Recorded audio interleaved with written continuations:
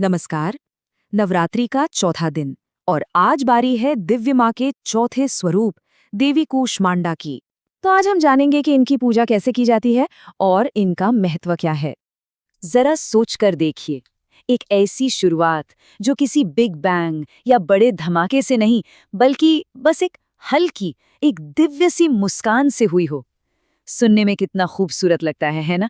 बस यही तो है देवी कूष्मांडा की कहानी का सार। कहते हैं कि जब कुछ भी नहीं था, मतलब समय भी नहीं था, तब चारों तरफ बस घना अंधेरा और एक सन्नाटा, एक शून्य था, बिल्कुल खाली।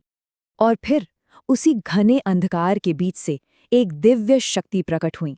एक ऐसी शक्ति जिसने सब कुछ, बिल्कुल सब कुछ बदल कर रख दिया। जी हाँ, यही है देवी कूष्मांडा, जिन्हें सृष्टि की आदि शक्ति भी कहा जाता है।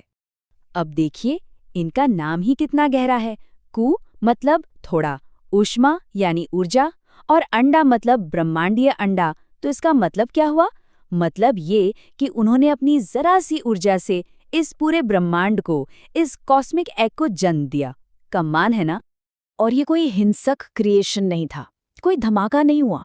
कहते हैं कि देवी ने बस हल्की सी मुस्कान दी और उनकी उसी मुस्कान से पूरे यूनिवर्स की रचना हो गई। अंधेरा छट गया और चारों तरफ रोशनी फैल गई। तो अब हम ये तो जान गए कि ब्रह्मांड कैसे बना। चलिए अब ये देखते हैं कि माँ का स्वरूप कैसा है, उनकी शक्तियाँ क्या क्या है, और सबसे खास बात, सूर्य के साथ उनका इतना गहरा नाता क्यों है। माना जाता है, और ये बहुत बड़ी बात है, कि उनके शरीर में इतना तेज, इतनी ऊर्जा है कि वो सूरज की उस जबरदस्त गर्मी को भी सह सकती हैं। असल में वो एकमात्र ऐसी देवी हैं जो सूर्य के कोर में, उसके केंद्र में रहती हैं और उसी से सूरज को अपनी सारी ऊर्जा मिलती है। उनका जो अष्टभुजाधारी रूप है ना, यानी 8 हाथों वाला, उसमें हर चीज का एक मतलब है। जैसे आप देखेंगे, एक हाथ में चक्र है, दूसरे में गदा। ये दोनों सुरक्षा और धर्म के प्रतीक हैं। फिर कमल का फूल है जो पवित्रता को दिखाता है, और अमृत कलश अच्छे स्वास्थ्य का आशीर्वाद देता है। और उनकी सवारी क्या है? सिंह, जो ताकत और हिम्मत का प्रतीक है। ये हमें क्या बताता है? ये बताता है कि माँ धर्म की रक्षा के लिए अपनी शक्ति का इस्तेमाल करती हैं और अपने भक्तों को भी निडर रहने की प्रेरणा देती हैं। तो चलिए, ये तो हुई उनके स्वरूप और कथा की बातें। अब आते हैं प्रैक्टिकल चीजों पर, मतलब पूजा कैसे करें। देखिए, देवी कूष्मांडा की पूजा करना कोई बहुत मुश्किल काम नहीं है। आइए स्टेप बाय स्टेप समझते हैं कि इसे आसानी से कैसे किया जा सकता है।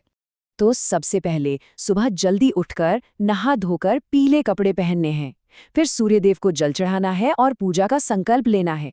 इसके बाद कलश और बाकी देवताओं की पूजा करके माँ का आवाहन करना है। फिर उनकी कथा सुने, मंत्रों का जाप करें और आखिर में भोग लगाकर आरती के साथ पूजा पूरी करें। हर एक स्टेप भक्ति का एक अहम हिस्सा है। ठीक है, पूजा विधि तो समझ ली। अब बात करते हैं उन खास चीजों की जो भक्ति से जुड़ी हैं, यानी देवी को क्या चढ़ाएं और किन मंत्रों का जाप करें। एक बात याद रखिए, माँ कूष्मांडा को पीला रंग बहुत पसंद है, तो पीले फूल तो चढ़ाने ही हैं, लेकिन जो सबसे जरूरी चीज है वो है कुम्हड़ा, यानी कि कद्दू। कहते हैं कि इसकी बलि उन्हें बहुत प्रसन्न करती है।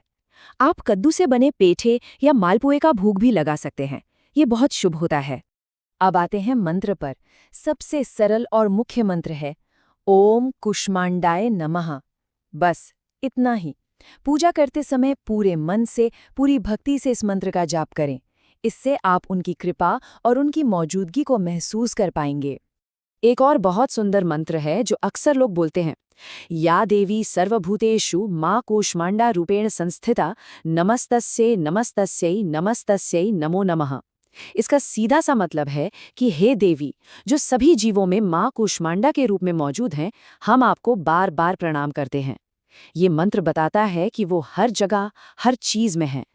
तो सवाल ये उठता है कि हम ये पूजा करते क्यों हैं? इससे मिलता क्या है? चलिए अब ये जानते हैं कि माँ की पूजा करने से भक्तों को कौन से आशीर्वाद मिलते हैं। देखिए, क्योंकि वो खुद सूर्य के केंद्र में रहती हैं, वो ऊर्जा का स्रोत है।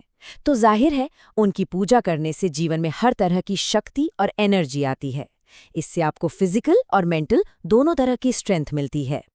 और हाँ, एक बहुत जरूरी बात, कहते हैं कि जो लोग लंबे समय से किसी बीमारी से परेशान हैं, उनके लिए माँ कुष्मांडा की पूजा बहुत ज़्यादा फायदेमंद होती है। उनकी कृपा से बीमारियां दूर होती हैं और अच्छी सेहत का आशीर्वाद मिलता है। तो आखिर में बस यही सोचना है कि जैसे देवी ने अपनी मुस्कान की एक हल्की सी गर्मी से पूरा ब्रह्मांड बना दिया, क्या हम भी अपने जीवन में थोड़ी सी पॉजिटिव एनर्जी, थोड़ी सी गर्मजोशी से एक नई दुनिया, एक नई शुरुआत नहीं कर सकते? सोचने वाली बात है ना?